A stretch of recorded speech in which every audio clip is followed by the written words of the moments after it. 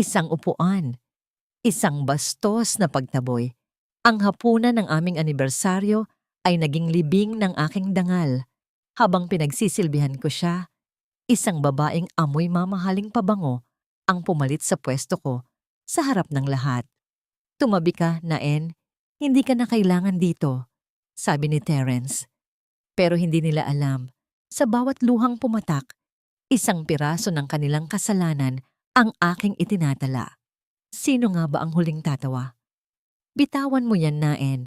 Ang baho, ang lansa ng kamay mo. Nakakasuka." Ang boses ni Terence ay parang latigo na humagupit sa katahimikan ng kusina. Ang mainit na sandok na hawak ni Naen ay muntik nang mahulog sa sahig. Nararamdaman niya ang panginginig ng kanyang mga daliri habang dahan-dahang ibinababa ang kaserola ng adobo, ang paboritong ulam ng kanyang asawa na maingat niyang niluto sa loob ng 3 oras. Ang bawat sangkap ay pinili niya sa palengke ng madaling araw. Tinitiis ang pagod upang sorpresahin ito sa kanilang anibersaryo. Ngunit ang tanging natanggap niya ay ang nanlilisik na mga mata ni Terence at ang mapanuring tingin nito sa kanyang suot na lumang apron na may bahid ng tuyo at mantika. Umatras si Naen, pilit na itinatago ang kanyang mga kamay sa likod ng kanyang likuran. "Terence, anibersaryo natin ngayon. Nagluto ako dahil akala ko maaga kang uuwi para mag-celebrate tayo." Isang mapait na tawa ang kumawala sa mga labi ni Terence habang tinatanggal nito ang kanyang mamahaling suit jacket. "Celebrate? Sa ganitong klaseng bahay na amoy usok at lansa? Look at yourself, Naen. You look like a mess.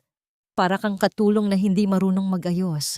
Huwag mo akong sisihin kung bakit mas gusto kong manatili sa opisina kaysa harapin ang ganitong tanawin gabi-gabi." Ang bawat salita ay parang karayom na unti-unting itinutusok sa puso ni Naen. Gusto niyang sumigaw. Gusto niyang ipaalala rito na ang bahay na tinitirhan nila, ang kumpanyang pinapatakbo nito, at ang marangyang buhay na tinatamasa nito ay lahat nagmula sa pawis at talino ng kanyang yumaong ama. Ngunit ang mga salitang iyon ay nananatiling nakabara sa kanyang lalamunan.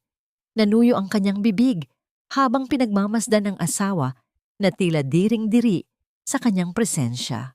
Tumalikod si Terence at naglakad patungo sa hagdan, ngunit bago pa man ito makalayo, ay tumunog ang telepono nito sa ibabaw ng hapagkainan.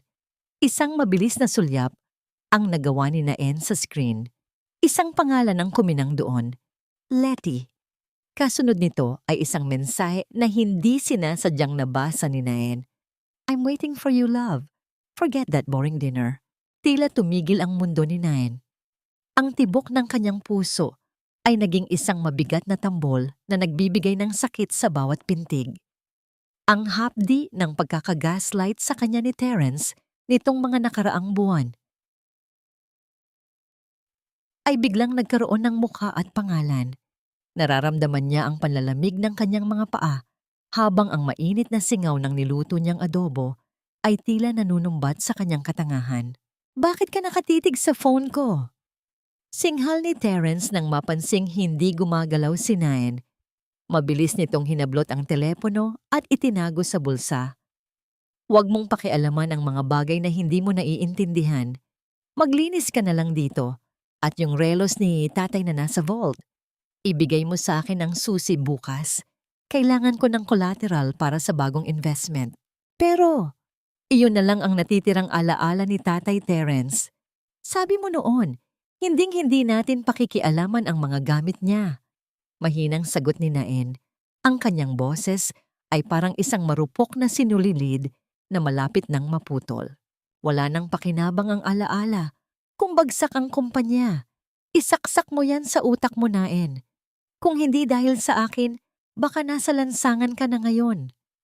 Huling hirit ni Terence bago tuluyang umakyat sa taas, iniwan si Naen na mag-isa sa gitna ng malawak at malamig na kusina.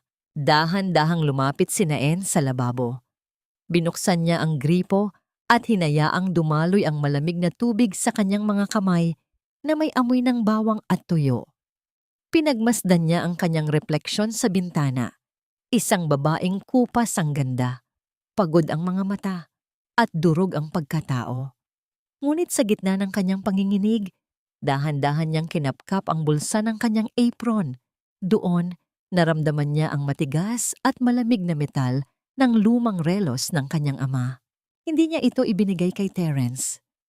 Noon pa man ay may kutob na siya, kaya pinalitan niya ang tunay na relos ng isang dekalidad na imitasyon. Ang tunay na kayamanan ng kanyang ama ay nasa kanyang mga kamay, kasama ang isang maliit na recorder na kanina pa nakatago sa ilalim ng lamesa. Nakuhanan ang bawat panlalait at pag-amin ni Terence sa kanyang mga balak. Sa bawat patak ng tubig sa lababo, tila binibilang nito ang bawat segundong lumilipas ng kanyang pagtitiis. Hanggang kailan ko ba bibilangin ang mga sugat na ito bago ko matutunang lumaban? Eksaktong 10:00 ng gabi, tumunog muli ang telepono sa loob ng bahay. Hindi ito mula kay Terence, kundi mula sa isang hindi kilalang numero. Sa pag-aakalang isa ito sa mga naniningil ng utang ni Terence, sinagot ito ni Naen. "Hello? Si Mrs. Naen ba ito?" Isang boses ng lalaki, formal at tila may dalang mabigat na balita. "Oo po. Ako nga po. Sino ito?" "Ako ang accountant ng inyong yumaong ama, si Mang Lito. Naen, anak. Kailangan nating mag-usap. Hindi lang pera ang nawawala sa kumpanya nyo. May mas malalim na traidor na pilit sumisira sa pangalan ng tatay mo at natatakot ako na ikaw ang susunod nilang biktima." Nanigas si Naen. Ang kanyang paningin ay nagdilim habang ang hawak niyang baso ay dahan-dahang nadulas mula sa kanyang kamay. Lumikha ng isang matalim na tunog sa sahig na tila hudyat ng simula ng isang giyera na hindi niya inaasahan.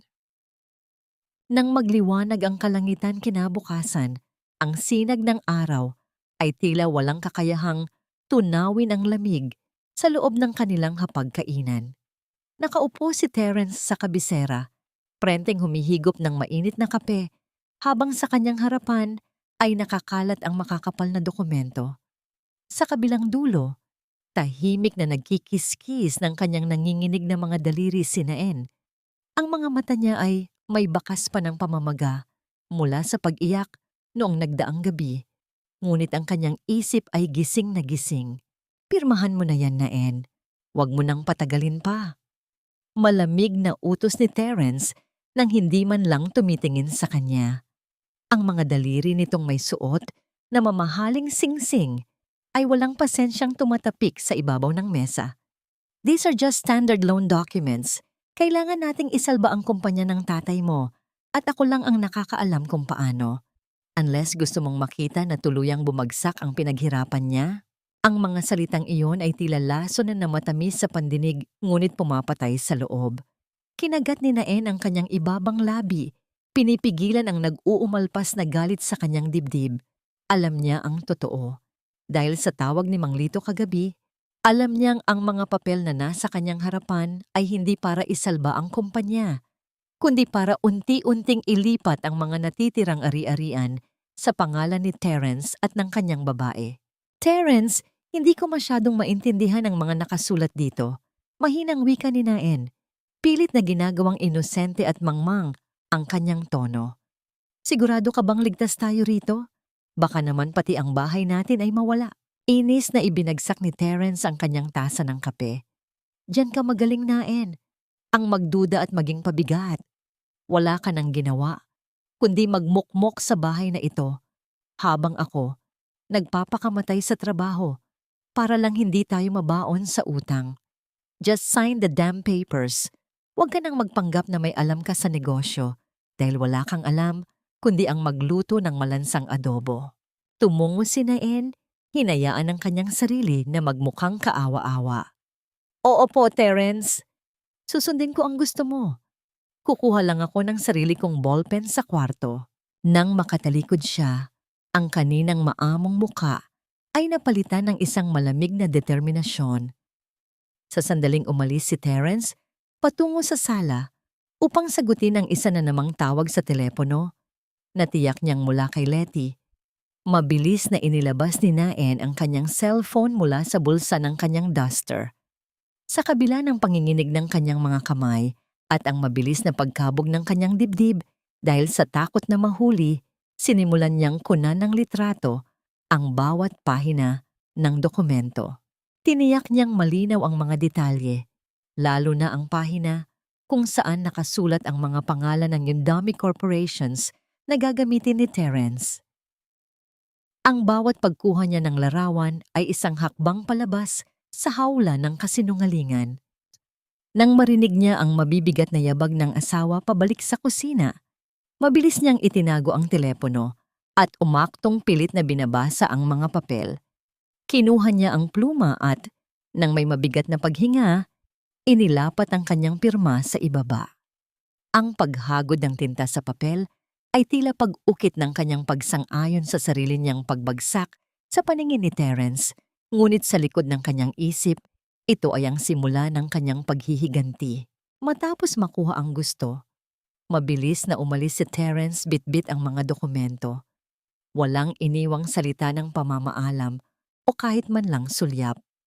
Nang matiyak ni Naen na nakalabas na ang sasakyan ng asawa mula sa kanilang gate, dahan-dahan siyang naglakad patungo sa lumang opisina ng kanyang ama sa ikalawang palapag.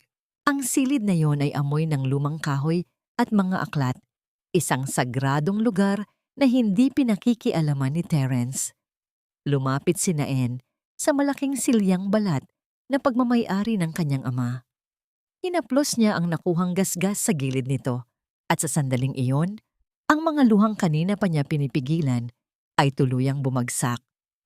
Ang bawat paghaplos niya sa sandalan ay tila paghahanap ng yakap ng isang amang matagal nang naglaho.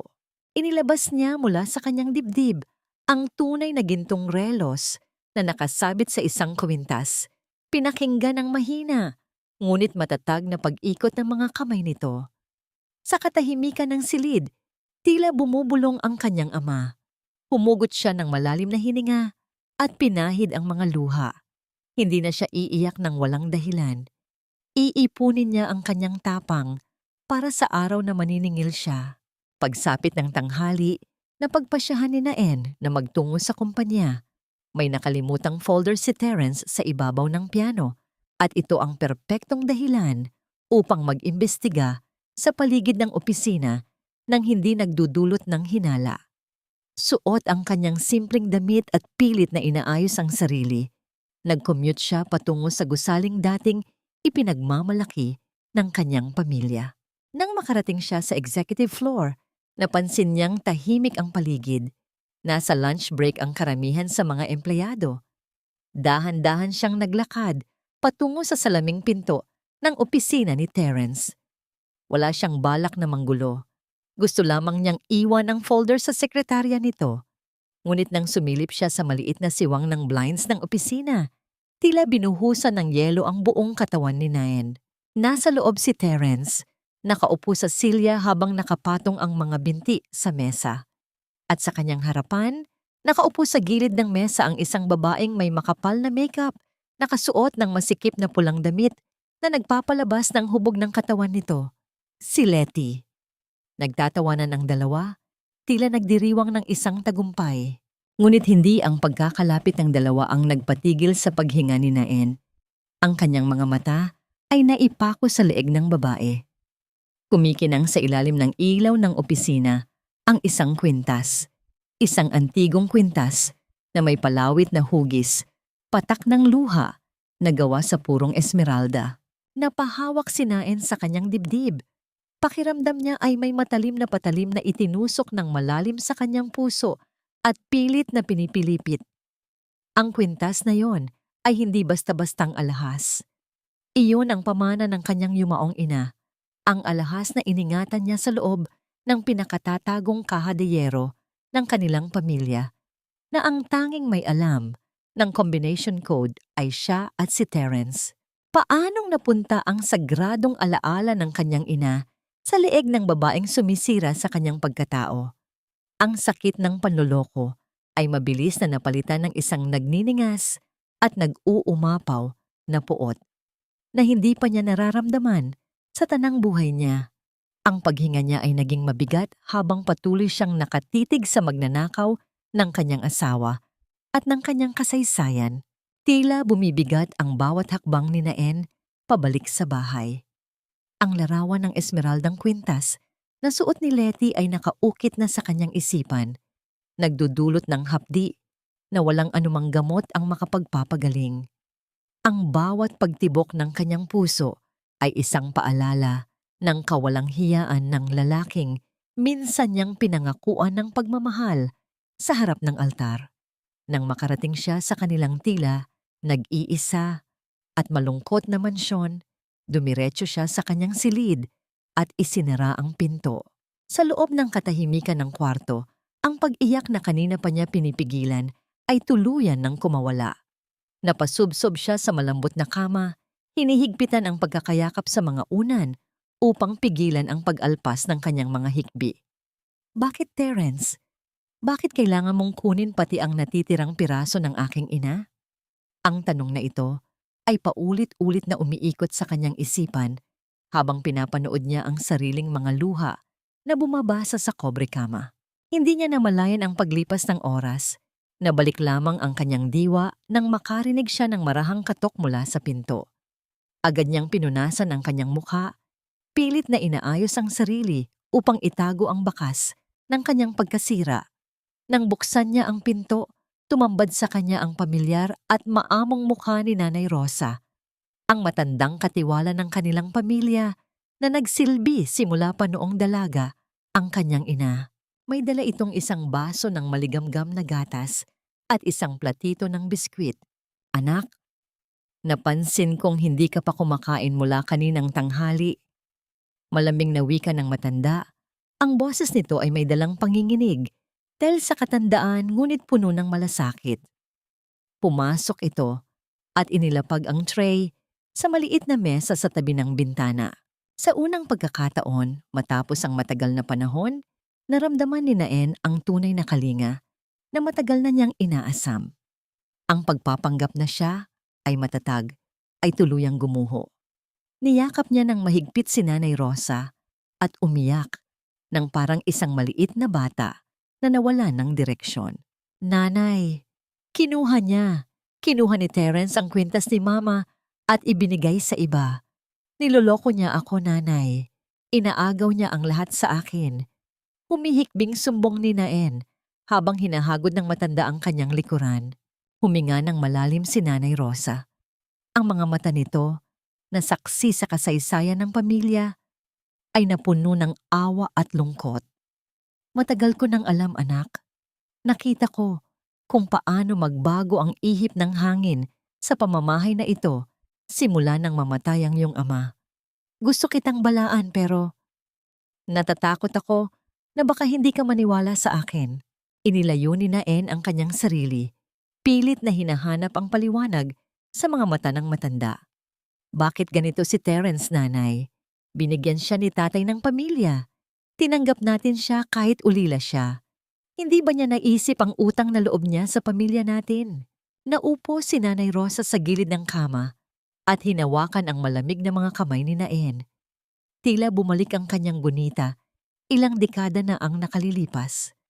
Ang utang na loob, anak, ay isang malaking biyaya para sa mga taong marunong tumanaw. Ngunit para sa mga taong sakim, ito ay isang kadenang nais nilang putulin. Ibang-iba si Terence noong bata pa siya. Pinulot siya ng iyong ama sa lansangan, pinag-aral, at itinuring na parang tunay na anak. Tumigil ang matanda at bumuntong hininga. Ngunit habang tumatanda siya, nakita ko kung paano niya tignan ang yaman ng iyong ama. Hindi pa pasasalamat ang nakikita ko sa kanyang mga mata, kundi inggit. Inggit na balang araw, ikaw ang magmamana ng lahat ng iyon. Ang mga salitang iyon ay tila mga tipak ng yelo na bumagsak sa ulirat ni Naen. Ang lahat ng kasungitan, ang pag-gaslight at ang pagnanakaw ay hindi lang dahil sa isang babae. Ito ay isang matagal ng planong paghihiganti at pag-agaw sa kung ano ang hindi kanya. Bago bawian ng buhay ang iyong ama, Patuloy ni Nanay Rosa, ang boses ay naging paos. May iniwan siyang habilin sa akin. Sabi niya, kung sakaling mapansin kong nawawala na ang liwanag sa iyong mga mata, ibigay ko raw ito sa iyo. Dahan-dahang inilabas ni Nanay Rosa mula sa bulsa ng kanyang lumang saya ang isang nakatuping papel na naninilaw na sa kalumaan. Inabot niya ito kay Naen. Nanginginig ang mga kamay ng dalaga habang binubuksan ng liham. Pamilyar na pamilyar sa kanya ang magandang sulat kamay ng kanyang ama. Mahal kong Naen, kung binabasa mo ito, ibig sabihin ay hindi ako nagkamali sa aking mga pangamba.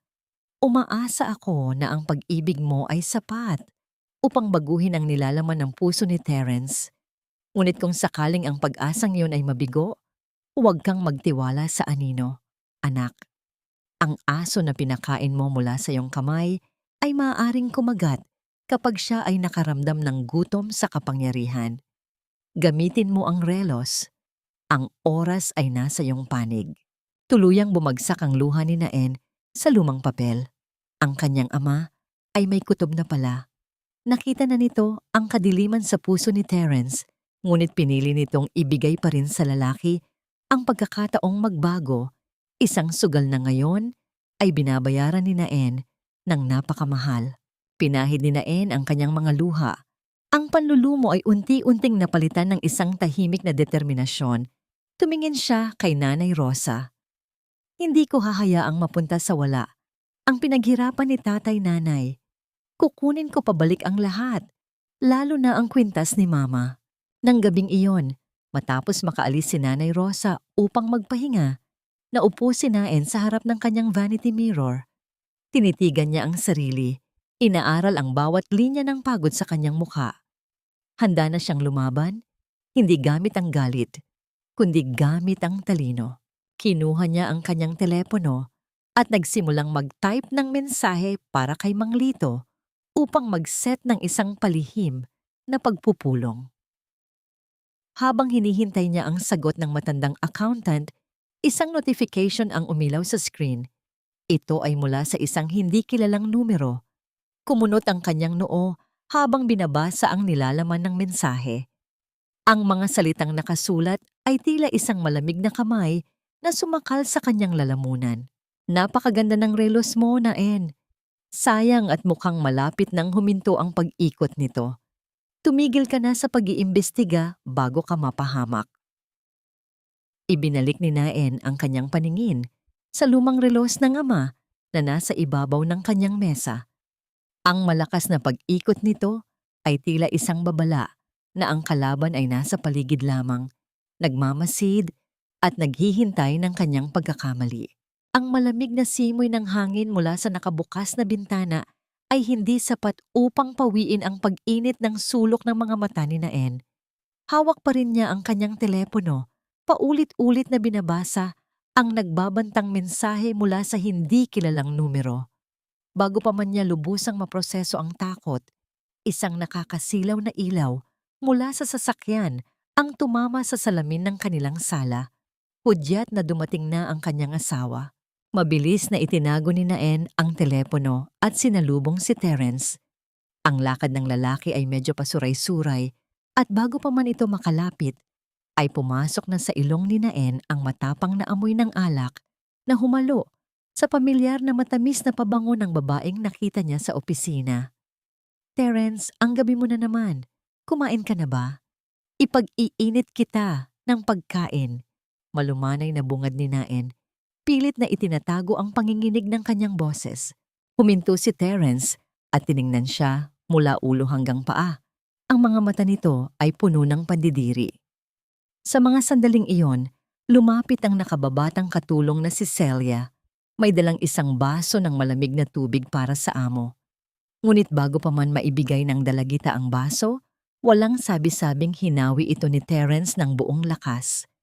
Ang basong kristal ay lumipad at tuluyang nawasak ng tumama sa matigas na sahig na gawa sa marmol. Ang tubig at mga matatalim na bubog ay nagkalat sa paanan ni Naen. Napasigaw ng mahina si Celia at mabilis na umatras, nanginginig sa takot. Pagkain? Yan lang ba ang alam mong itanong sa akin, Naen?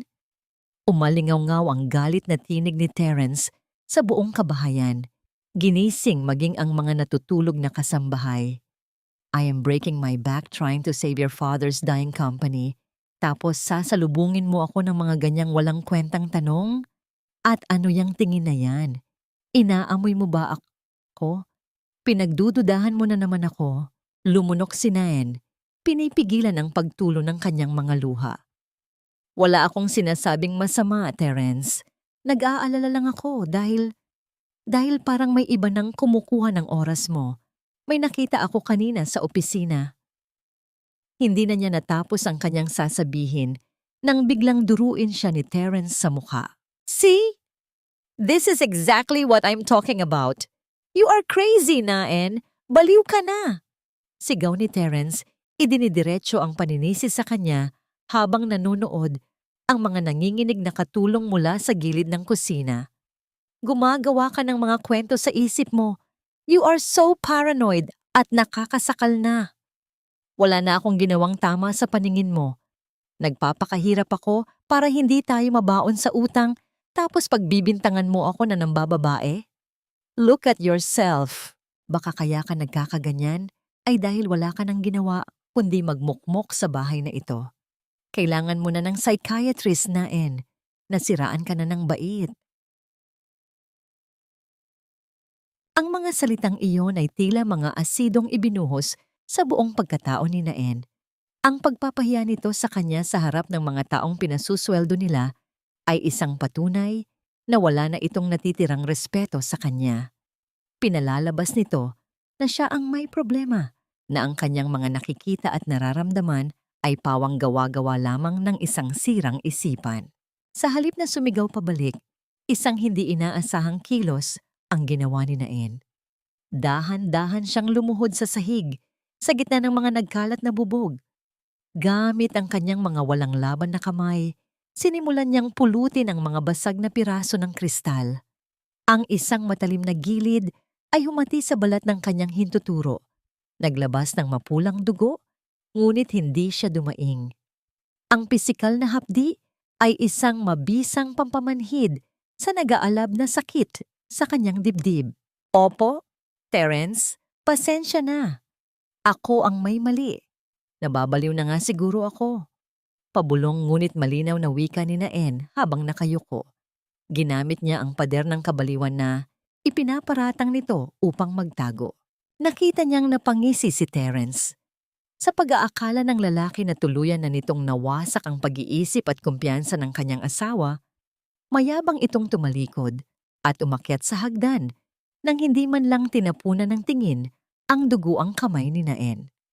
Agad na lumapit si Celia at Nanay Rosa upang tulungan siya, parehong lumuluha para sa kaawa-awang kalagayan ng kanilang senyora.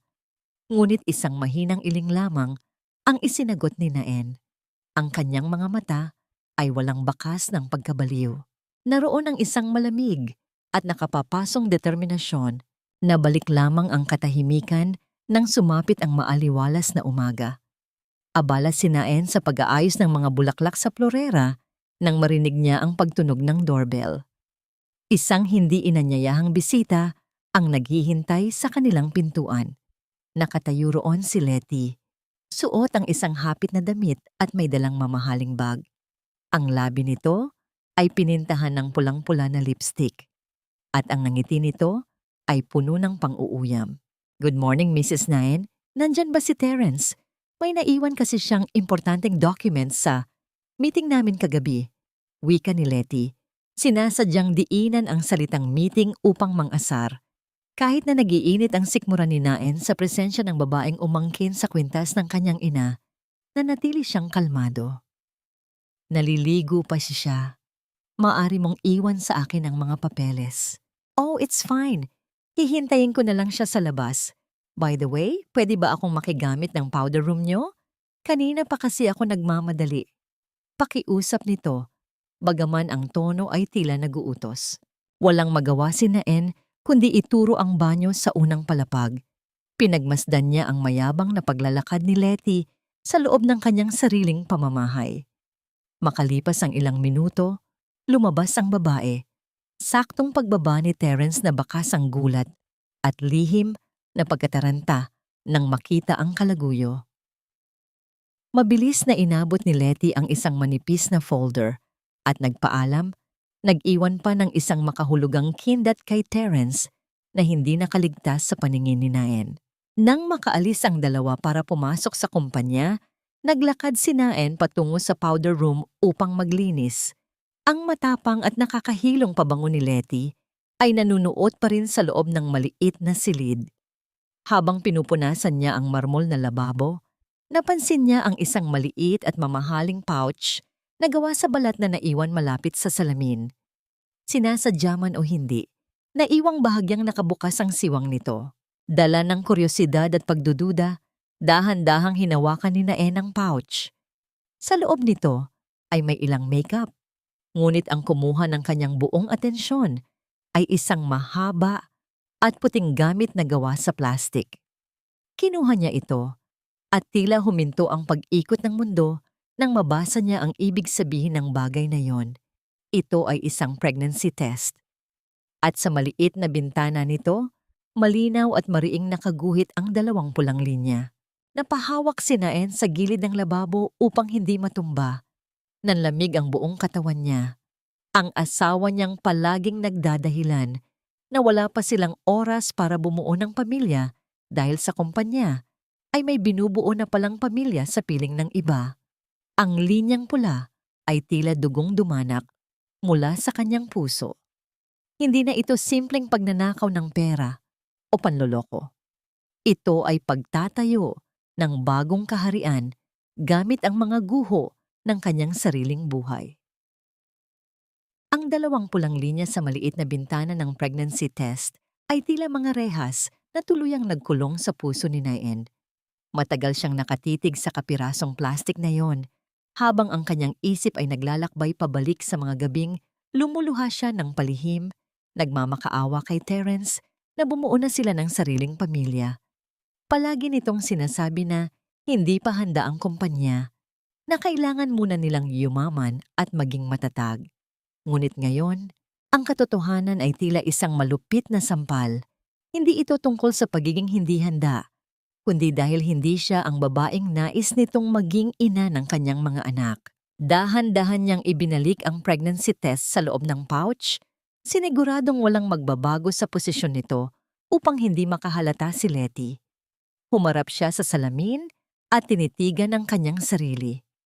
Ang dating maamo at sunod-sunuran na asawa ay dahan-dahang namamatay at mula sa mga abo nito ay bumabangon ang isang babaeng pinatigas ng pagtataksil. Pinahid niya ang huling patak ng luha sa kanyang pisngi. Ang pag-iyak ay para lamang sa mga taong may inaasahang awa at alam niyang wala siyang makukuhang awa mula sa 2 taong patuloy na sumisira sa kanyang pagkatao. Pagsapit ng hapon, nagpaalam si Naen kay Nanay Rosa na pupunta lamang siya sa palengke at dadaan sa simbahan. Nagsuot siya ng isang simpleng itim na damit at nagtakip ng isang mahabang bandana sa kanyang ulo upang hindi madaling makilala. Ang kanyang mga hakbang ay mabilis at kalkulado hanggang sa makarating siya sa isang lumang parokya na matatagpuan sa tahimik na bahagi ng lungsod. Ang amoy ng pinupos na kandila at ang halimuyak ng mga lantang sampagwita ay sumalubong sa kanya pagpasok sa mabibigat na pintong kahoy. Sa pinakasulok na hanay ng mga upuan, malayo sa altar at nababalot ng mga anino, nakaupo ang isang matandang lalaking may dalang kupas na leather bag. Ito si Mang Lito, ang pinagkakatiwalaang accountant ng kanyang yumaong ama na inalis ni Terence sa kumpanya noong nakaraang taon sa dahilang masyado na raw itong matanda upang makasabay sa modernong pagnenegosyo. Umupo si Naen sa tabi nito, pinapanatili ang sapat na distansya upang magmukha lamang silang 2 estranghero na nagdarasal. Salamat at dumating ka, anak. Nanginginig at pabulong na wika ni Mang Lito, hindi inaalis ang tingin sa dambana. Patawarin mo ako at hindi ko kaagad ito nasabi sa'yo. Pinagbantaan ni Terence ang buhay ng aking mga apo, kung magsasalita ako. Ngunit hindi na kaya ng konsensya ko. Hindi ko hahayaang babuyin niya ang pinaghirapan ng iyong ama. Binuksan ng matanda ang kanyang bag at lihim na inabot kay Naen ang isang makapal na brown envelope. Ano po ang laman nito, Mang Lito? Tanong ni Naen habang nararamdaman ang bigat ng dokumento sa kanyang kandungan. Iyan ang buong katotohanan ng kumpanya na matagal na niyang inililihim. Ang mga dummy accounts na sinasabi niya sa board of directors ay hindi para sa expansion ng negosyo. Nakapangalan ang mga iyon sa isang Leticia Montes. Ang pangalan ng kabit ay nagpabilis sa pag-ikot ng sikmura ni Naen.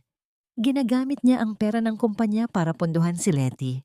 Umiling ang matandang accountant ng may matinding awa. Hindi lang pondohan ni Naen. Unti-unti niyang inililipat ang mga ari-arian sa pangalan ng babaeng iyon. Ngunit ang pinakamabigat na kasalanan ni Terence ay hindi lang doon nagtatapos. Lumingon si Mang Lito sa kanya at nakita ni Naen ang kislap ng luha sa mga mata nito. Ang inyong ancestral house, ang mismong bahay na tinitirhan ninyo ngayon, isinangla niya sa bangko ng palihim upang makakuha ng malaking loan at wala siyang balak na bayaran iyon. Hinahayaan niyang lumobo ang interes upang sa huli, tuluyang litisin ng bangko ang inyong bahay habang silang dalawa ni Letty ay nagpapakasasa sa perang nakuha nila. Pakiramdam ni Naen ay nawalan siya ng hangin sa baga. Ang bahay kung saan siya lumaki, kung saan umalingaw-ngaw ang halakhak ng kanyang mga magulang, kung saan niya inalagaan si Terence na parang tunay na pamilya, ay nakatakda na paing mapunta sa wala. Naramdaman niya ang malamig at magaspang na kahoy ng silyang inuupuan niya. Tila humihingi siya ng lakas mula rito. Ang lahat ay nakaplano. Ang paggawa ni Terence sa kanya na parang baliw sa harap ng mga katulong, ang dahan-dahang paglima sa yaman, at ngayon, ang pag-agaw sa bubong na nagbibigay sa kanya ng silungan. Ngunit imbes na magmukmok, isang malamig na apoy ang nagninga sa mga mata ni Naen. Inilabas niya ang kanyang telepono, hinanap ang mga litratong kinuha niya ng palihim sa kusina, matapos siyang piliting pumirma ni Terence sa mga dokumento ng pautang. Ini-slide niya ang telepono patungo kay Mang Lito. Mang Lito, tingnan mo ang mga ito. Kailangan ni Terence ang pirma ko kahapon para sa isang malaking kontrata. Nagpanggap akong inosente at nakuhanan ko yan bago ko pinirmahan. Matatag na wika ni Naen. Bahagyang nanlaki ang mga mata ng matanda habang pinagmamasdan ang mga malilinaw na litrato ng mga kasulatan. Anak, napakalaking tulong nito. Narito ang mga bank account numbers na matagal ko nang hinahanap para ma-trace natin kung saan niya itinatago ang pera. Kung makukuha natin ang tulong ng isang forensic accountant gamit ang mga pruwebang ito, maipapakulong natin siya para sa estafa at corporate fraud. Huwag muna, Mang Lito. Pagpigil ni Naen, ang kanyang boses ay may dalang panganib na hindi pa naririnig ni Numan. Kung ipapapulis ko siya ngayon, makakapag-bail lamang siya at itatago ng tuluyan ang mga pera sa pangalan ni Letty. Gusto kong mawala ang lahat sa kanya, katulad ng ginagawa niya sa akin ngayon. Gusto kong bago siya makulong, makita niyang gumuho ang kanyang kaharian sa mismong harapan niya sa magsiya. Nagkasundo ang dalawa sa kanilang lihim na alyansa. Ipinangako ni Mang Lito na ikokonekta niya si Naen sa isang mapagkakatiwalaang imbestigador ng pananalapi upang suriin ang mga litrato at dokumento. Paglabas ng simbahan, napansin ni Naen ang makapal na ulap na nagbabadya ng ulan. Ngunit sa kanyang puso, may malinaw na sikat ng araw ng pag-asa. May laban siya. Hindi siya isang mangmang na asawa lamang. Nang papara na siya ng isang sasakyan upang umuwi, naramdaman niya ang marahang panginginig ng kanyang telepono sa loob ng kanyang bag. Kinuha niya ito at nakita ang isa na namang mensahe mula sa hindi kilalang numero na nagbanta sa kanya noong isang gabi. Kumunot ang kanyang noo at binuksan ang mensahe. Wala itong nakasulat na kahit anong salita. Sa halip, isa itong litrato. Nanlaki ang mga mata ni Naen at nanlamig ang buong katawan niya. Ang litrato ay kinuha ilang minuto lamang ang nakalipas. Sa loob mismo ng simbahan, malinaw na makikita sa larawan ang kanyang likuran at ang mukha ni Mang Lito habang nag-uusap sila sa madilim na sulok ng upuan. Bago pa man siya makabawi mula sa pagkagulat, sumunod ang isang panibagong mensahe na tuluyang nagpatayo sa mga balahibo sa kanyang batok. Hindi lahat ng inililihim sa simbahan ay pinapatawad ng Diyos. Alam ko kung sino ang mga kinakausap mo, Mrs. Naen. Ang susunod na litratong ipapadala ko ay ang kabaong ng matandang yan, kung hindi ka titigil. Napalingon si Naen sa paligid. Pinagmamasdan ang mga naglalakad na tao sa labas ng simbahan. Kahit sino sa kanila ay maaaring mga mata ni Terence. Wala siyang kawala.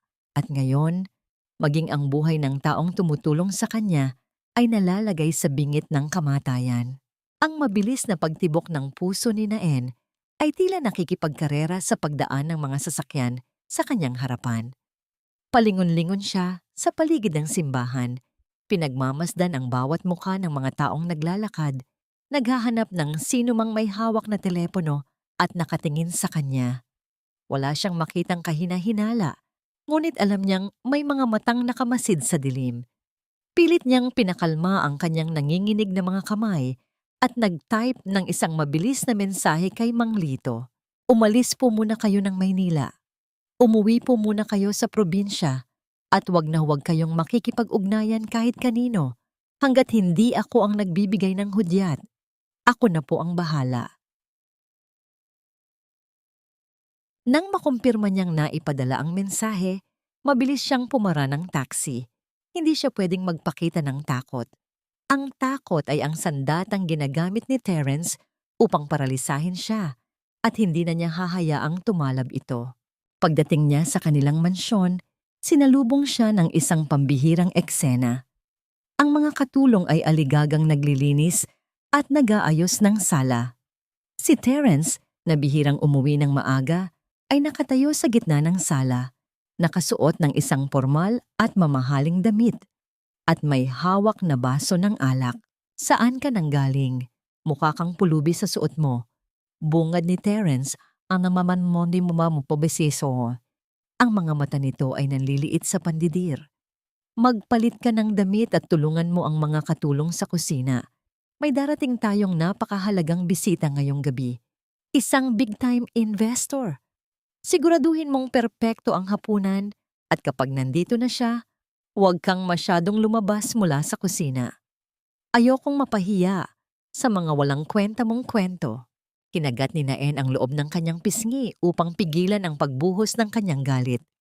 Opo, Terence, aayusin ko ang lahat. Habang abala si Naen sa paghahanda ng hapunan, naririnig niya ang pagdating ng sasakyan sa kanilang driveway. Ang pagbukas ng malaking pintuan at ang masiglang pagbati ni Terence ay umalingaw-ngaw sa buong bahay. Sumilip si Naen mula sa siwang ng pinto ng kusina. Tila huminto ang pagdaloy ng dugo sa kanyang mga ugat. Nang makita kung sino ang napakahalagang investor na tinutukoy ng kanyang asawa. Si Letty, nakasuot ang babae ng isang eleganteng itim na bestida na humuhubog sa kanyang katawan. At sa kanyang leeg, mas lalong kumikinang sa ilalim ng chandelier ng kanilang sala, ay ang esmeraldang kwintas ng ina ni Naen. Ang paglapit ni Terence upang humalik sa pisngi nito ay tila isang punyal na sabay na ibinaon sa likod at dibdib ng tunay na asawa. Ang kawalang hiyaan ng dalawa ay umabot na sa puntong dinadala na ni Terence ang kanyang kalaguyo sa loob ng mismong pamamahay na ipinundar ng mga magulang ni Naen. Ang ganda naman ng bahay na ito, Terence. Malambing at malakas na wika ni Letty. Sinasadya nitong iparinig ang boses upang umabot sa kusina. Pero parang masyado nang lumaang mga gamit. Parang kailangan na ng matinding renovation. O baka mas maganda kung palitan na ang buong interior design. Ano sa tingin mo? Anything you suggest, Letty. Ikaw naman ang may mas magandang taste sa mga ganitong bagay. Natatawang sagot ni Terence habang inaalalayan itong umupo sa sofa. Tahimik na ibinagsak ni Naen ang hawak niyang kutsilyo sa ibabaw ng chopping board. Ang panginginig ng kanyang mga kamay ay hindi dahil sa takot, kundi dahil sa nag-aalab na puot. Ngunit humugot siya ng malalim na hininga.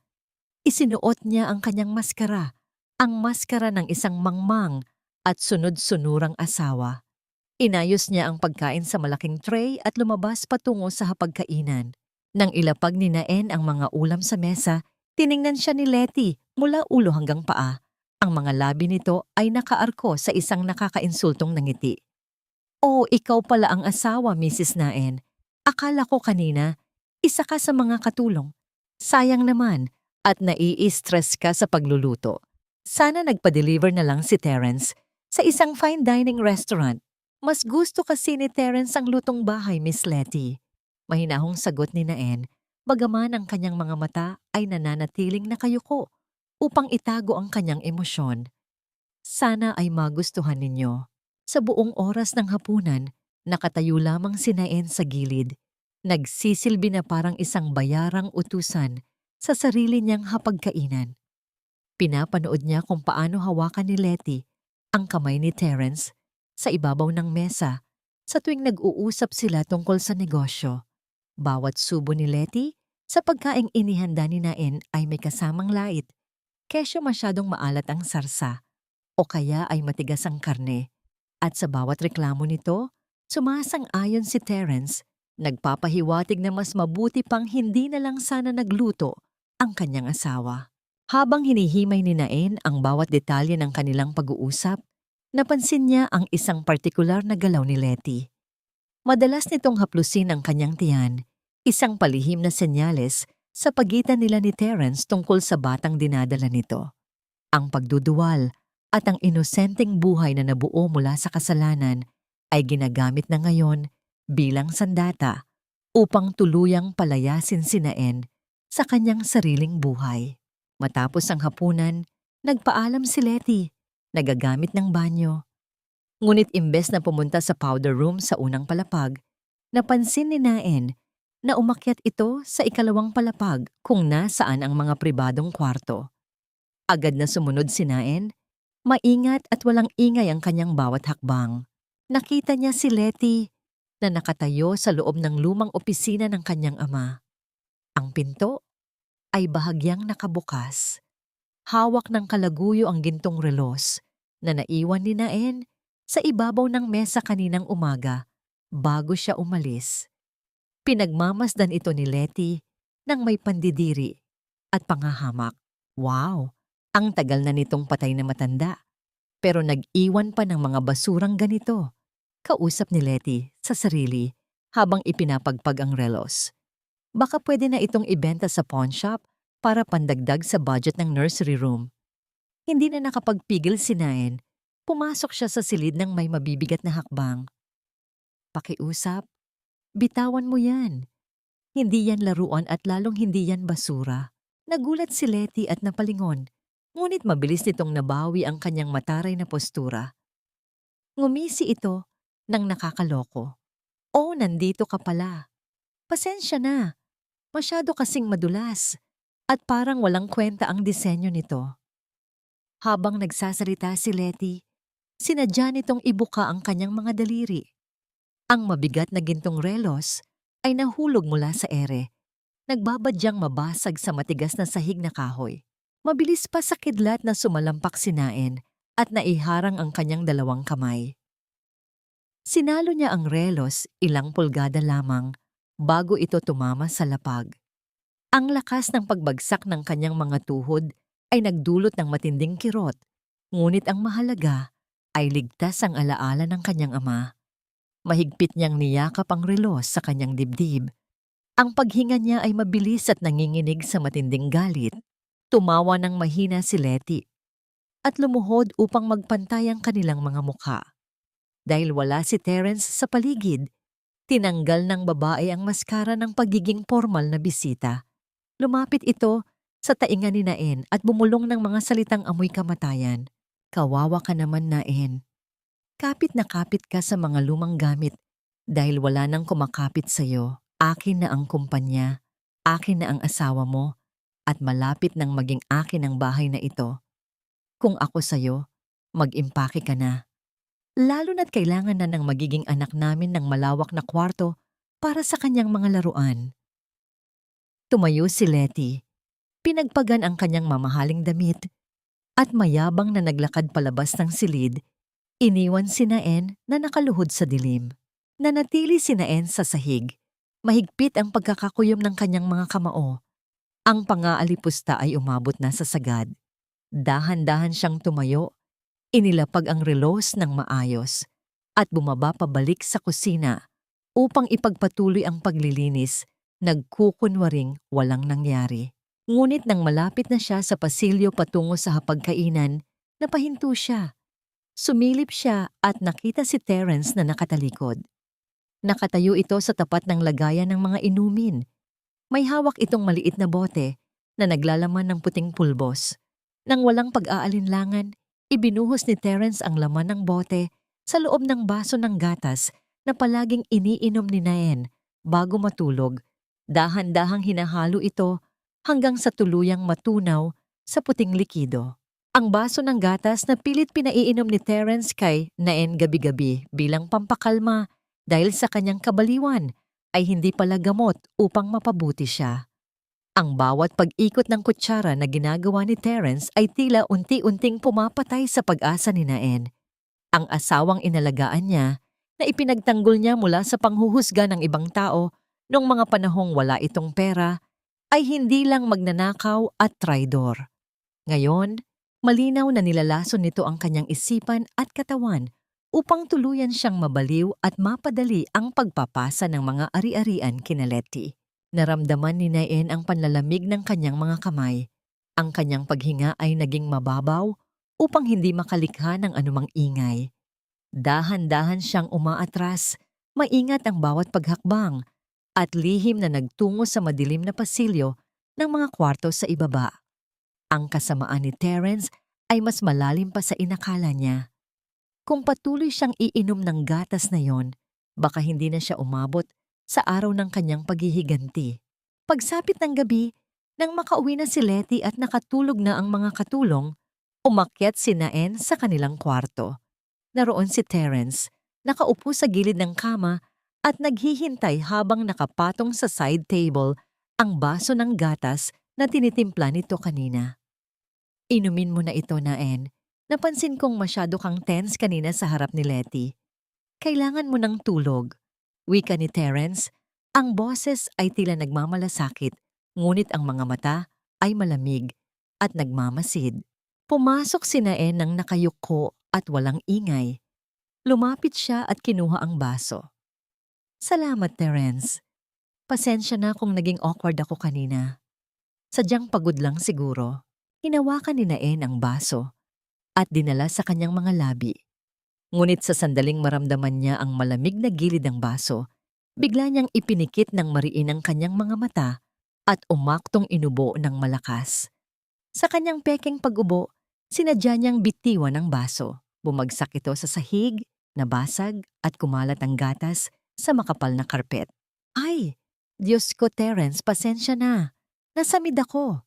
Tarantang wika ni Naen. Lumuhod ka agad at pinulot ang malalaking piraso ng basag na baso. Linisin ko na lang agad. Ang tanga-tanga ko talaga.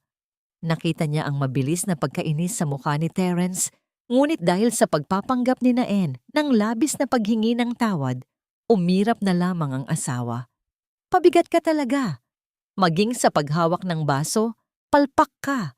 Hayaan mo na yan sa mga katulong bukas. Matulog ka na. Sumasakit ang ulo ko sa'yo. Humiga si Terence at tumalikod sa kanya. Nanatiling nakaluhod si Naen sa sahig. Sa dilim, ang kanyang luha na kanina pa pinipigilan ay tuluyang umagos.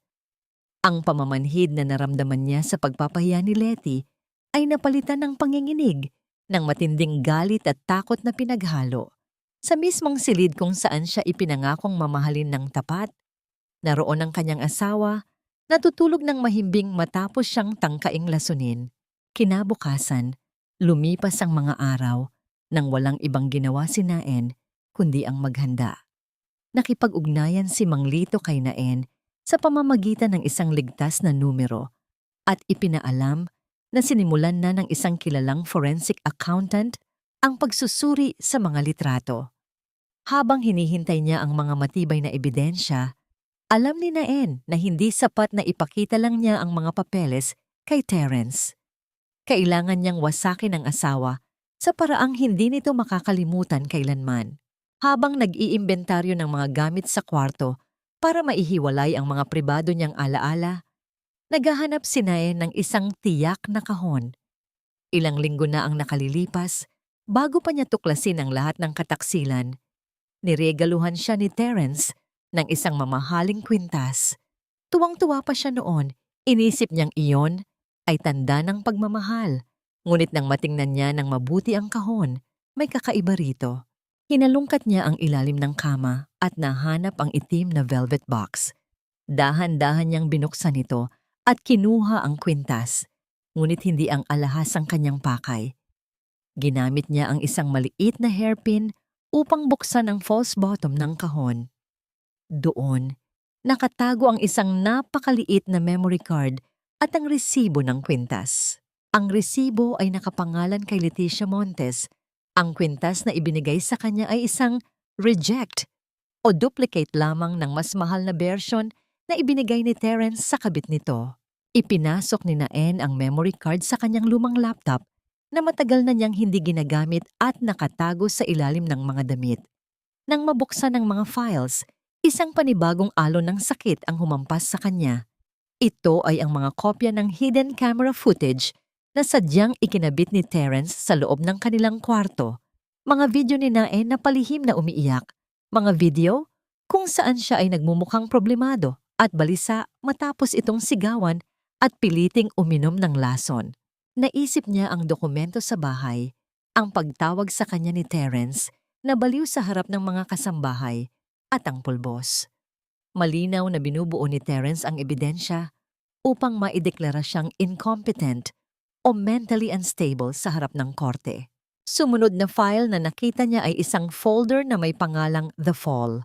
Binuksan niya ito at doon nakita niya ang isang nakahandang draft ng dokumento mula sa isang psikiatrista.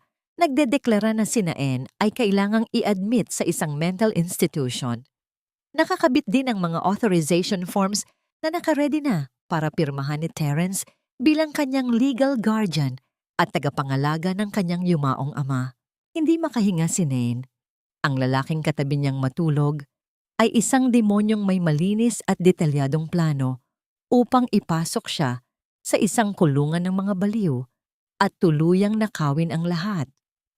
Huminga siya ng malalim at kinopya ang lahat ng files sa isang secure na USB drive. Ito na ang kanyang pinakamalakas na sandata. 2 araw bago ang malaking anibersaryo at ang inaasahang celebration of new investment na inayos ni Terence sa paborito nitong fine dining restaurant, nag-iba bigla ang ihip ng hangin sa kanilang bahay. Umuwi si Terence na may dalang malaking buke ng mga pulang rosas at may matamis na ngiti sa labi. Naen, darling, malambing na tawag ni Terence. Inilalapag ang mga bulaklak sa ibabaw ng mesa. Alam kong naging mahirap ang mga nakaraang linggo sa atin. Patawarin mo ako kung naging mainit ang ulo ko. Na-stress lang ako sa kumpanya. I want to make it up to you. Pupunta tayo sa La Grandeza restaurant sa anibersaryo natin. Imbitado ang lahat ng board members at investors natin. Ipapakita natin sa kanila kung gaano katatag ang pamilya natin. Lumapit ito at akmang hahalikan si Naen, ngunit mabilis na umiwas si Naen at nagkunwaring inaamoy ang mga rosas upang itago ang kanyang panginginig. Ang pagbabalik ng maamong asawa ay ang pinakamapanganib na maskara ni Terence. Ito ang love bombing na ginagamit nito bago gumawa ng huling hakbang upang wasakin siya. Salamat, Terence. Mahinang tugon ni Naen. Bakit bigla yata ang celebration? Kailangan lang natin ng isang malaking show of unity, Naen. Bago tayo pumunta doon, may huling dokumento lang na kailangan mong pirmahan bukas ng umaga. Para ito sa pag-release ng final fund mula sa personal account ni tatay papunta sa joint account natin para secured tayo. Kaswal na paliwanag ni Terence. Joint account? O dummy account papunta sa pangalan ni Letty? Gusto sanang isigaw ni Naen, ngunit pinanatili niyang tikom ang kanyang bibig. Nagkunwari siyang sumasang-ayon. Ang kanyang ngiti ay hindi umabot sa kanyang mga mata. Kinabukasan ng umaga, naglatag si Terence ng isang makapal na folder sa harap ni Naen. Nakasulat sa itaas ang mga salitang Transfer of Authority and Consolidated Funds. Pirmahan mo na dito sa ibaba, Naen. Utos ni Terence, inilalahad ang isang mamahaling pluma. Inilapit ni Naen ang dokumento. Ang mga kamay niya ay nangangatog. Hindi dahil sa takot, kundi sa galit. Ngunit sa ilalim ng papel na pinapipirmahan sa kanya, napansin niya ang isang bahagyang nakausling itim na carbon paper. Ang itim na papel na ito ay kinokopya ang kanyang pirma sa isang mas manipis na pahina na nakatago sa ilalim, ang mismong pahina ng dokumentong mag-a-authorize kay Terence na ideklara siyang mentally unstable at ilipat siya sa mental hospital. Ito na ang huling bitag. At nakahanda na si Naen na sirain ito. Tila tumigil ang pag-ikot ng mundo ni Naen habang nakatitig sa nakausling gilid ng carbon paper. Ang nakakalasong intensyon ni Terence ay nakalatag na sa kanyang harapan, naghihintay lamang ng isang guhit ng tinta upang tuluyan siyang mapabagsak. Naramdaman niya ang malamig na titig ng asawa na nakatayo sa kanyang tabi. Inip na hinihintay ang pagpirma niya na magpapatibay sa kanyang sentensya. Ano pa bang hinihintay mo, Naen? Kanina pa nag-aabang ang notaryo sa labas. Wika ni Terence, ang boses ay nagsisimulang tumaas. Nagbabadya ng muling pagbabalik ng galit na Terence kapag hindi masunod ang gusto. Huminga ng malalim si Naen. Ang panginginig ng kanyang mga kamay ay hindi na niya kailangang pekein. Ito ay natural na reaksyon ng isang taong nakatayo sa bingit ng bangin. Dahan-dahan niyang kinuha ang pluma at pinadaan ng tinta sa ibabaw ng papel. Subalit, sa halip na isulat ang kanyang nakasanayang pirma, sinadya niyang ibahin ang kurba ng mga letra.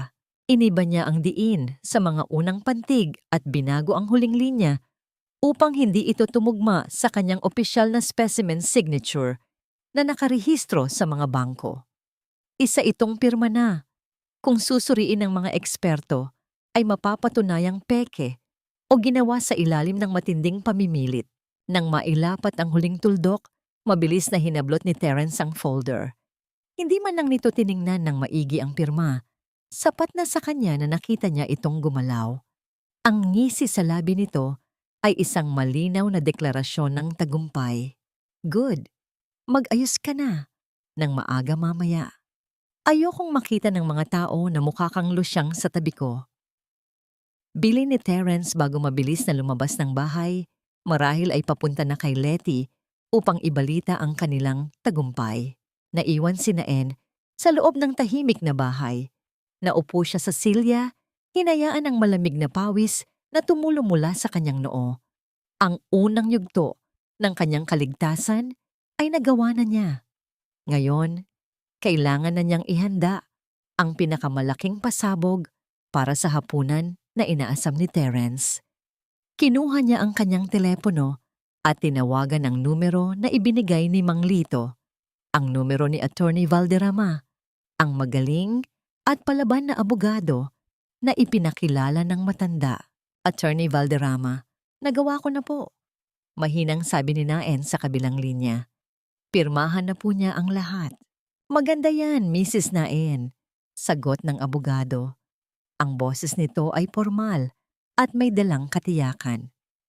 Kasalukuyan na naming ipinapasa ang ex parte motion para i-freeze ang lahat ng accounts ni Terence, pati na rin ang mga dummy accounts na nakapangalan kay Leticia Montes. Ang kasong estafa, falsification of public documents, at attempted illegal confinement na isinampa natin ay ilalabas ng judge mamayang hapon. Naka-standby na ang mga pulis. Salamat po, attorney. Gusto ko lang siguraduhin Walang makakatakas ngayong gabi. Asahan mo yon. Kami na ang bahala. Pagsapit ng gabi, ang buong bahay ay tahimik. Nakasuot na si Naen ng isang simpleng itim na gown. Sa loob ng matagal na panahon, hindi siya nag-ayos para sa sarili niya. Ngunit ngayon, habang nagsusuklay siya sa harap ng salamin, nakita niya ang isang bagong Naen. Ang mga mata niya ay hindi na puno ng takot, kundi nagliliyab sa paninindigan. Hinubad niya ang mumurahing kwintas na regalo ni Terence at pinalitan ito ng isang bagay na mas makabuluhan. Ang lumang gintong relos ng kanyang ama. Ikinabit niya ito sa kanyang pulso. Ang tibok ng oras ay tila sumasabay sa pintig ng kanyang pusong palaban. Pagdating nila sa La Grandeza, ang paboritong fine dining restaurant ni Terence, bumulaga sa kanila ang formal na setup. Naroon ang mga board of directors, ang matatandang kasosyo ng kanyang ama, at ang mga bagong investors na nais pabilibin ni Terence. Tumugtog ang mahinang musika habang naglalakad sila papasok. Napansin ni Naen ang peking ngiti ni Terence habang binabati ang mga panauhin. Sa gitna ng malawak na silid ay ang mahabang VIP table. Nakapwesto ang 2 upuan sa kabisera. Ang isa para kay Terence at ang isa ay inaasahan ni Naen na para sa kanya. Ngunit habang naglalakad sila palapit sa kabisera, biglang huminto si Terence. Terence? Mahinang tanong ni Naen. Bago pa man makasagot si Terence, bumukas ang malaking pintuan sa kabilang dulo ng restaurant. Pumasok si Letty, suot ang isang napaka-eleganteng pulang damit na kumikinang sa ilalim ng mga ilaw. At oo, suot muli nito ang esmeraldang kwintas ng ina ni Naen. Ang lahat ng mata ay napalingon sa kanya. Walang pakundangan, hinawakan ni Terence ang braso ni Naen at inilayo ito mula sa upuan sa kabisera. Itinulak niya ng bahagya si Naen patungo sa gilid ng mesa, malapit sa mga upuan na nakalaan para sa mga junior staff. Tumabi ka, Naen. Hindi ka na kailangan dito. Bulong ni Terence na may diin. Ang mga mata nito ay nanlilisik, ngunit nananatiling nakangiti para sa ibang tao. Letty is the real asset of this company now. Wala kang silbi dito. Naramdaman ni Naen ang lahat ng atensyon na nakatuon sa kanya. Ang pagtataka ng mga kasosyo, ang bulungan ng mga empleyado, at ang nagmamalaking ngiti ni Letty habang naglalakad patungo sa upuang pinagtabuyan kay Naen. Ito ang grand humiliation na plinano ni Terence. Gusto nitong ipakita sa lahat na si Letty ang bagong reyna, habang si Naen ay isang baliw na asawang ipinagtitiyagaan na lamang. Ang sakit ng pagkapahiya ay nakakapasong apoy na tumupok sa kanyang balat. Ngunit imbes na umiyak at tumakbo katulad ng gagawin niya noon, humugot ng malalim na hininga si Naen. Ipinikit niya ang kanyang mga mata sa loob ng 1 segundo at narinig ang pag-ikot ng relos sa kanyang pulso. Oras na. Nang umupo si Letty at magsimulang tumayo si Terence upang magbigay ng speech, dahan-dahang lumakad si Naen patungo sa harap. Ang kanyang mga hakbang ay banayad ngunit punong-puno ng awtoridad. "Excuse me!" Matapang na sambit ni Naen. Walang mikropono, ngunit ang kanyang malinaw na boses ay pumutol sa katahimikan ng buong bulwagan. Napatigil si Terence, ang mukha ay biglang nag-iba ng kulay. "Naen, what are you doing? Umupo ka, nakakahiya ka." Ngumiti si Naen. Isang malamig na ngiti na hindi pa nakikita ni Terence kailanman. "Bakit ako mahihiya, Terence? Gusto mo bang ipakita sa lahat kung gaano kakagaling na asawa? Kung gaano kakagaling magpatakbo ng kumpanya ng tatay ko?" Bumaling si Naen sa malaking projector screen na nasa likuran ni Terence na nakalaan sana para sa presentation ng kumpanya. Inilabas niya ang kanyang telepono at may ipinindot. Sa isang iglap, namatay ang ilaw sa buong silid. At ang projector ay biglang bumukas. Ngunit hindi ang logo ng kumpanya ang lumabas doon. Ang lumabas ay ang malinaw na video footage mula sa mismong hidden camera na inilagay ni Terence sa kanilang kwarto. Ngunit hindi ito ang video na nagpapakitang umiiyak si Naen. Ito ang video kung saan nilalagyan ni Terence ng puting pulbos ang baso ng gatas. At ang sunod ay ang audio clip. ng pag-uusap ni Terence at Letty habang nagpaplano kung paano nila ipapasok si Naen sa mental hospital at ililipat ang pera sa dummy accounts. Siguraduhin mong hindi niya malalaman na sa'yo nakapangalan ang mga kumpanya, Letty, at kapag nadeklara na siyang baliw, we will have everything. Umaalingaw-ngaw ang boses ni Terence sa buong restaurant. Napasinghap ang lahat. Nagkagulo ang mga investors. Ang mukha ni Terence ay nawalan ng dugo, habang si Letty ay napatayo. Ang mayabang nitong nangiti ay tuluyang napunit. Tila binuhusan ng malamig na tubig ang buong katawan ni Terence habang nakatitig sa malaking screen. Ang sarili niyang boses at imahe na malinaw na nagpaplano ng krimen at nagtataksil ay umalingaw-ngaw sa bawat sulok ng marangyang restaurant. Ang mga board of directors na kanina'y bilib na bilib sa kanya, ngayon ay nakatingin sa kanya ng may halong pandidiri at galit. Nagkanya-kanyang tayo ang mga matatandang kasosyo ng ama ni Naen. Ang ilan ay pilit na tinatawagan ang kanilang mga sariling abogado. "Patayin niyo yan! Patayin niyo ang projector!" Tarantang sigaw ni Terence, nagkukumahog na lapitan ang control panel na nasa gilid ng entablado, ngunit pinigilan siya ng 2 security guard ng restaurant. Mabilis na lumapit si Letty kay Terence, nanginginig ang mga kamay at bakas ang takot sa muka. "Terence, anong nangyayari? Akala ko ba ayos na ang lahat? Paano niya nakuha yan?" Bulong sigaw nito. Nakatayo lamang si Naen sa gitna, kalmado ngunit nag-aalab ang mga mata. Ang kanyang tindig ay hindi na ang isang asawang inaapi. Siya ngayon ang tagapagmana ng hustisya na matagal nang inaasam ng kanyang ama. "Ano, Terence? Nagulat ka ba?" Malamig na wika ni Naen habang naglalakad palapit sa kabisera. "Akala mo ba hindi ko malalaman na habang ginagawa mo akong baliw sa paningin ng lahat, palihim mong nililimas ang pamanang hindi mo kailanman naging pag-aari? This is a lie. Edited ang video na yan. Baliw na ang babaeng ito at gusto niya lang sirain ang pangalan ko." Sigaw ni Terence, pilit na humahanap ng palusot at gumagamit pa rin ng kanyang paboritong panlilinlang na gaslighting. Lumingon siya sa mga investors. "Maniwala kayo sa akin, may sakit siya sa pag-iisip. Hindi totoo ang nakikita ninyo." "Kung kasinungalingan yan, Terence." Biglang umaling-aungaw ang isang pamilyar at malalim na boses mula sa pintuan ng restaurant. Napalingon ang lahat, lalo na si Terence. Naglalakad papasok si Mang Lito, ang matandang accountant na matagal nang tinanggal ni Terence, kasama si Attorney Valderrama at 3 unipormadong pulis. "Kung kasinungalingan iyan, paano mo ipaliliwanag ang mga bank statements na ito?" Itinaas ni Mang Lito ang isang makapal na folder. "Ayon sa forensic audit, naglipat ka ng mahigit 50 milyong piso sa iba't ibang dummy accounts na nakapangalan sa isang Leticia Montes at ang dokumentong pinapirmahan mo sa asawa mo kaninang umaga. Invalid yun dahil ang asawa mo, nang hindi mo napapansin, ay sadyang iniba ang kanyang pirma." Napamulagat si Terence at automatikong napatingin kay Naen. Ang nangisi ng lalaki na kanina'y nagmamalaki ay tuluyan ng napalitan ng takot na nanginginig.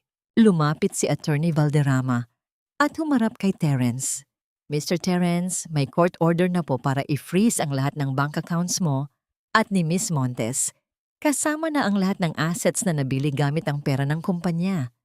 Kasalukuyan na rin po kaming nagsasampa ng kasong estafa, falsification of public documents, at attempted murder dahil sa palihim na pagpapainom ng gamot na walang reseta sa asawa mo." Nang marinig ang pangalan at pagkakasangkot sa kaso, biglang namutla si Letty.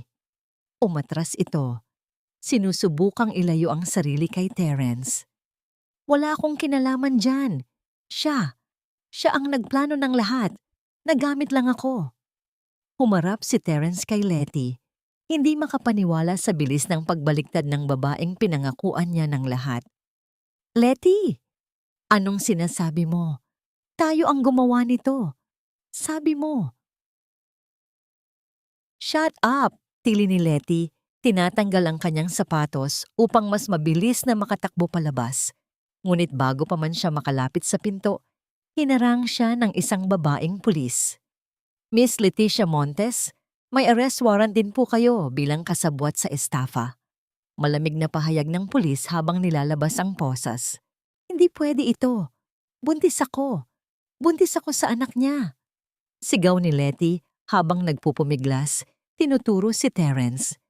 Ang matapang nitong maskara ay unti-unting lumalatay sa kanyang mga pisngi kasama ng kanyang mga luha.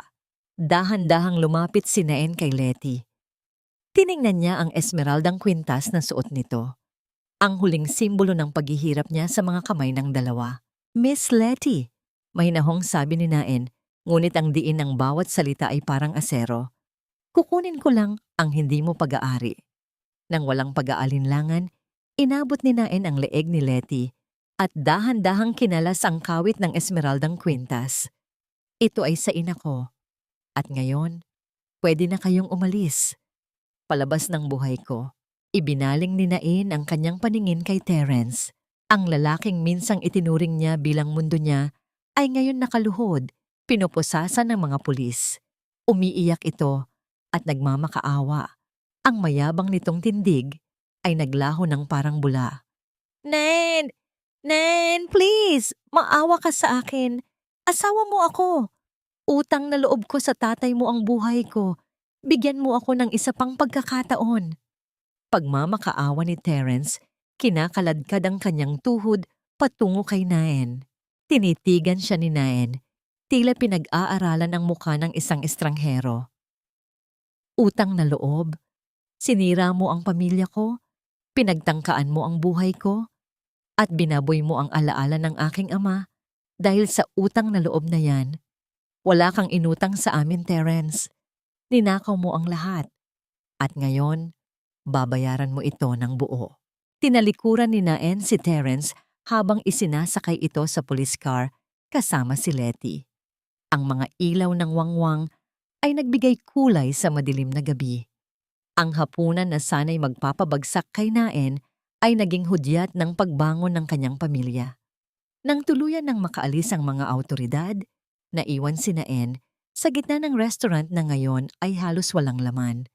Lumapit si Mang Lito at Attorney Valderrama upang batiin siya, ngunit pinili muna ni Naen na lumabas. Tumayo siya sa labas ng gusali, pinagmamasdan ng tahimik na kalangitan. Itinaas niya ang kanyang braso, pinakinggan ng mahina, ngunit matatag na pag-ikot ng gintong relos ng kanyang ama. Ang malamig na simoy ng hangin ay tila humaplos sa kanyang mukha. Pilit na pinupunasan ang huling patak ng luha mula sa nakaraan. Oras na para magsimula muli. Lumipas ang 6 na buwan. Ang malamig na simoy ng Disyembre ay nagdadala ng halimuyak ng bibingka at puto-bumbong sa mga kalsada ng Maynila. Para kay Naen, ang bawat pag-ikot ng hangin ay hindi na nagdadala ng pait ng kahapon, kundi ng sariwang simula. Nakatayo siya sa loob ng lumang opisina ng kanyang ama. Ang silid na minsan ay naging saksi sa mga kasinungalingan at nakakalasong plano ni Terence ay ngayoy puno ng liwanag. Ang mga madidilim na kurtina ay pinalitan ng maninipis na tela na nagpapahintulot sa sikat ng araw na pumasok at ang amoy ng lumang sigarilyo at alak na iniwan ng kanyang asawa ay napalitan ng pamilyar na amoy ng sariwang kape at mga bagong aklat na pangnegosyo. Nabalik ang kumpanya sa pangalan ni Naen. Salamat sa mabilis na pagkilos ni Attorney Valderrama. Ang mga dummy accounts na ginawa ni Terence ay tuluyan ng na-liquidate at ang pera ay naibalik upang maipagpatuloy ang naantalang operasyon ng kanilang negosyo. Ang mga tauhan at empleyado na minsan ay naniliit sa kanya dahil sa maling paniniwala na siya ay baliw, ay ngayon nagpapakita ng labis na paggalang. Hindi dahil siya ang tagapagmana, kundi dahil siya mismo ang nagligtas sa kanilang kabuhayan. Ma'am Naen, handa na po ang mga papeles para sa board meeting natin mamaya. Masiglang wika ng kanyang bagong sekretarya nang pumasok ito sa opisina, inilalapag ang isang maayos na folder. Salamat, Ana. Susunod na ako. Nakangiting tugon ni Naen. Nang mag-isa na lamang siya, umupo si Naen sa malaking silyang balat ng kanyang ama. Ibinuka niya ang isang drawer at inilabas ang isang sulat. Galing ito kay Terence. Ipinaabot ito ng abogado ng lalaki noong nakaraang linggo mula sa city jail kung saan ito nakakulong habang hinihintay ang pinal na sentensya ng korte. Ang matapang at aroganteng sulat kamay nito noong inuutusan siya sa mga kontrata ay naging nanginginig at pira-pirasong mga letra ng isang taong nawalan ng pag-asa. Binasa niya muli ang unang bahagi ng liham. Naen, patawarin mo ako. Araw-araw akong pinapatay ng konsensya ko dito sa loob. Iniwan na ako ni Letty matapos makunan sa bilangguan. Nakuha ng korte ang lahat. Wala na akong natitirang kakampi, kundi ikaw. Pakiusap. Bisitahin mo man lang ako. Kailangan ko ng tulong mo. Matagal na tinitigan ni Naen ang papel. May panahon na ang mga luhang ito ay nakakapagpalambot ng kanyang puso. May panahon na gagawin niya ang lahat para isalba ang lalaking minahal niya. Ngunit ang panahon na iyon ay matagal nang patay. Dahan-dahan niyang itinupi ang sulat at sa halip na itago o luhaan, inilagay niya ito sa paper shredder. Ang tunog ng pagkapunit ng papel ay tila huling pahina ng isang madilim na kabanata na isinara niya magpakailanman. Nang maghapon, matapos ang matagumpay na board meeting, umuwi si Naen sa kanilang ancestral house. Ang bahay na minsan niyang gustong takasan dahil sa bigat ng mga alaala ay ngayon ay umaalingaw-ngaw sa tawa. Sa kusina, nakita niya si Nanay Rosa, abala sa pagluluto ng paborito niyang sinigang. Ang matanda, na minsan ay tila naghihintay na lamang ng katapusan habang naglilingkod kay Terence, ay ngayoy masigla at punong-puno ng buhay. Nandito na ang ating Reyna. Nakangiting bungad ni Nanay Rosa nang mapansin si Naen. Ipinunas nito ang kanyang mga kamay sa apron at sinalubong siya ng mahigpit na yakap. Tamang-tama ang uwi mo, anak. Mainit-init pa itong sabaw. Salamat, Nanay. Naamoy ko pa lang sa labas na wala na ang pagod ko sa opisina. Sagot ni Naen, humalik sa pisngi ng matanda. Habang kumakain sila ng sabay, napansin ni Nanay Rosa ang palaging ginagawang paghaplos ni Naen sa gintong relos ng kanyang ama. Napatawad mo na ba siya, anak? Malumanay na tanong ng matanda. Alam nilang pareho kung sino ang tinutukoy. Huminto si Naen sa pagsubo. Tumingin siya sa bintana. Pinagmamasdan ang mga bulaklak sa hardin na dahan-dahang namumukadkad sa tulong ng araw. Pinatawad ko na siya, Nanay. Mahinang sagot ni Naen. May dalang kapayapaan na hindi kayang pilitin.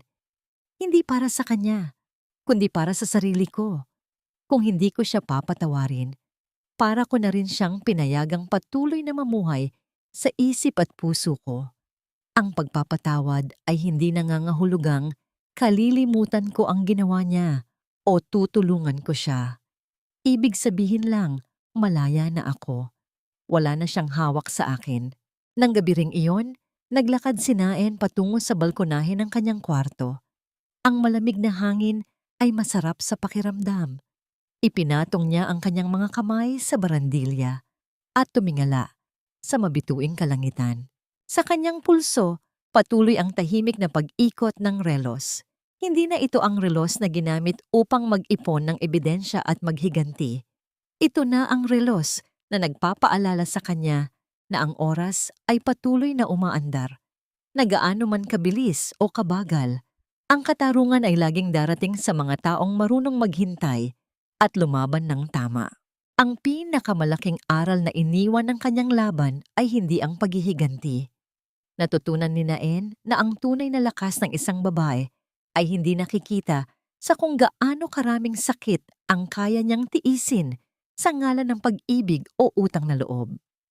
Ang lakas ay nakikita sa pagpapasya niyang tumayo, pulutin ang mga basag niyang piraso, at gamitin ang mga ito upang buuin muli ang kanyang sarili ng mas matibay at mas makinang kaysa noon.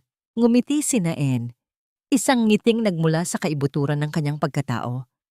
Wala nang takot, wala nang pag-aalinlangan. Tapos na, tatay. Ligtas na po tayo.